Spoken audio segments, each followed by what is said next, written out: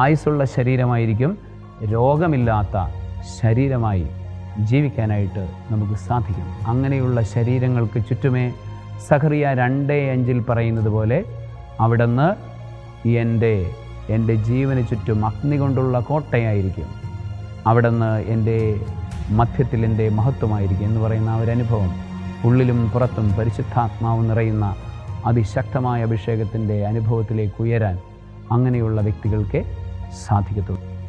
അതോടൊപ്പം തന്നെ നമ്മൾ ഓർക്കേണ്ട മറ്റൊരു കാര്യം, നമ്മൾ എന്ത് ഭക്ഷണ പദാർത്ഥങ്ങൾ കഴിച്ചാലും എന്ത് സ്വീകരിച്ചാലും യേശുനാമത്തിൽ, പിതാവിൻ്റെയും പുത്രൻ്റെയും പരിശുദ്ധാത്മാവിൻ്റെയും നാമത്തിൽ നമ്മളുടെ മാമോദീസയുടെ കൃപ ഉപയോഗിച്ച് ഒരു കുരിശ് വരയ്ക്കണം. അല്ലെങ്കിൽ നമ്മൾ സ്വീകരിച്ച കൂദാശകളുടെ കൃപ ഉപയോഗിച്ച് ഒരു കുരിശ് വരച്ച് പ്രാർത്ഥിച്ച് ഒരു സ്വർഗസ്ഥനായ പിതാവേ എന്ന പ്രാർത്ഥന ഈശോ തന്നെ പഠിപ്പിച്ചു തന്ന ആ വചനങ്ങൾ ആ ഭക്ഷണ പദാർത്ഥങ്ങളിന്മേൽ ഉച്ചരിച്ച്